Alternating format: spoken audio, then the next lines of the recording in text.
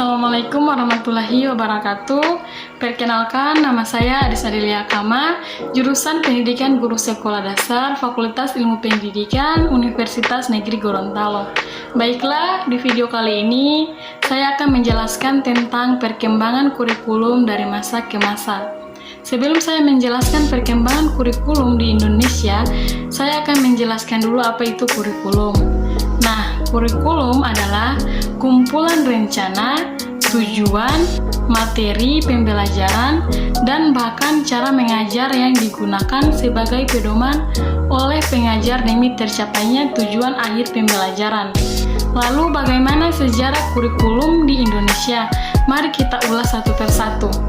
Sejarah kurikulum di Indonesia terbagi menjadi dua. Yang pertama, sejarah kurikulum pra-kemerdekaan dan sejarah kurikulum pasca kemerdekaan.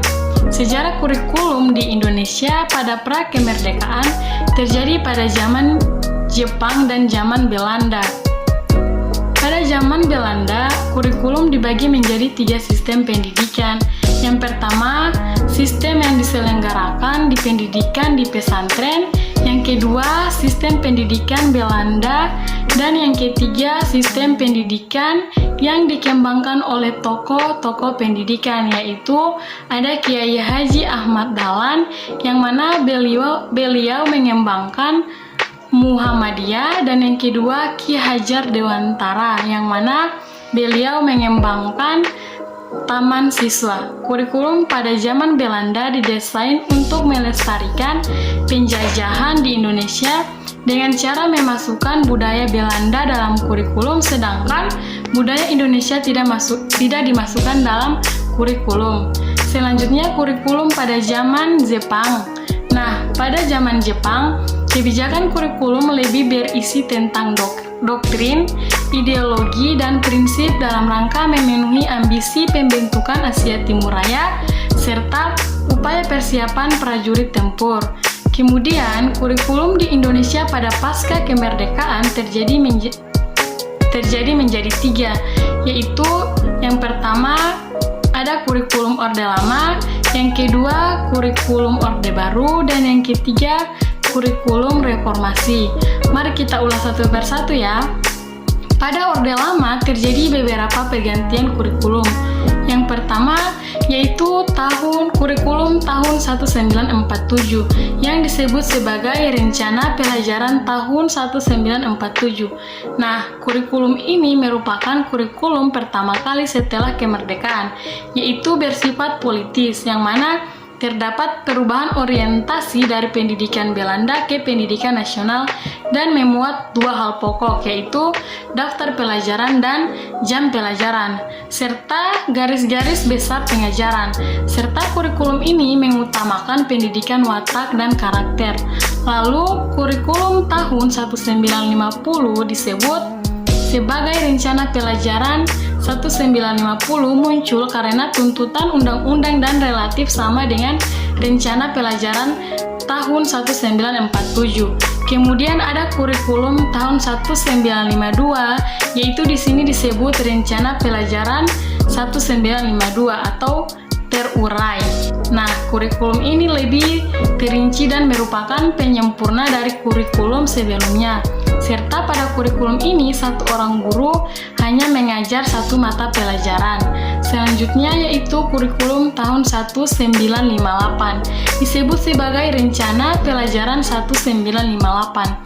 Merupakan penyempurna dari kurikulum 1950 dan 1952. Lalu pada tahun 1964 yaitu disebut sebagai Rencana Pelajaran 1964, di mana pada kurikulum ini mengembangkan daya cipta, rasa, kerasa, dan moral dipusatkan pada program kurikulum Pancawardhana, yaitu pengembangan watak, kecerdasan emosional, dan aristik kerigelan serta jasmani. Selanjutnya kurikulum Orde Baru.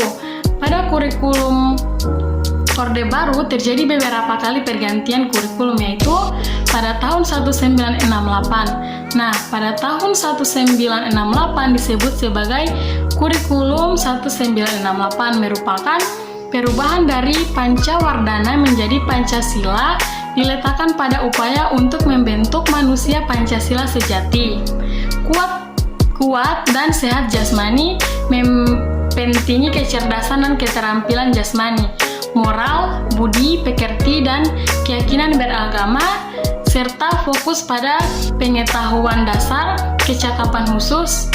Nah, pada kurikulum ini bersifat politis, yang mana terdapat perubahan orientasi dari kurikulum Orde Lama ke kurikulum Orde Baru. Lalu pada tahun 1975,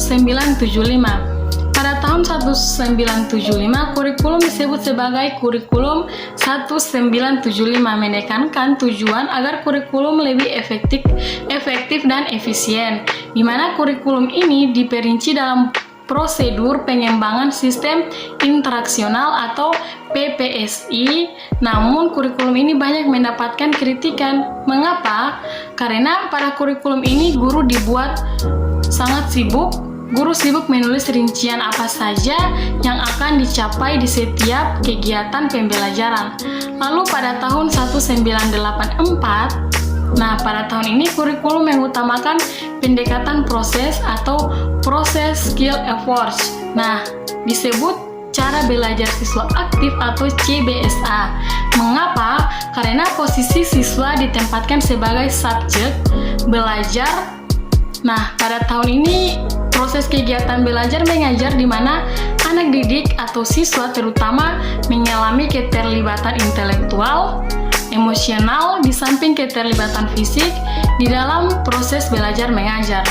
Lalu pada tahun 1994, di mana disebut sebagai kurikulum 1994, yaitu merupakan penyempurna kurikulum tahun 1984. Pada kurikulum ini, beban siswa dinilai terlalu berat sehingga merupakan kurikulum super padat. Kemudian kurikulum pada masa reformasi. Pada masa reformasi yaitu terjadi perubahan kurikulum yang pertama tahun 2004, yaitu pada tahun 2004 kurikulum disebut sebagai kurikulum 2004, dikenal dengan kurikulum berbasis kompetensi atau KBK. Pada kurikulum ini dititik beratkan pada pengembangan kemampuan untuk berkompetensi. Selanjutnya yaitu pada tahun 2006, di mana disebut sebagai kurikulum 2006 atau dikenal dengan KTSP. Pada tahun ini kurikulum KTSP disusun oleh satuan pendidikan dengan memperhatikan karakteristik daerah dan peserta didik. Yang terakhir pada tahun 2013, yaitu kurikulum 2013 atau disebut sebagai K13 atau Kurtilas. Pada tahun kurikulum berbasis sikap, keterampilan, dan pengetahuan, serta dibutuhkan kompetensi pemahaman akademik, sosial, dan manajerial. Banyak sekali bukan perubahan yang terjadi pada kurikulum di Indonesia. Namun perubahan tersebut terjadi pasti ada tujuannya, yaitu untuk menjadikan kurikulum lebih baik dari kurikulum sebelumnya. Baiklah, hanya itu yang bisa saya sampaikan tentang perkembangan kurikulum di Indonesia.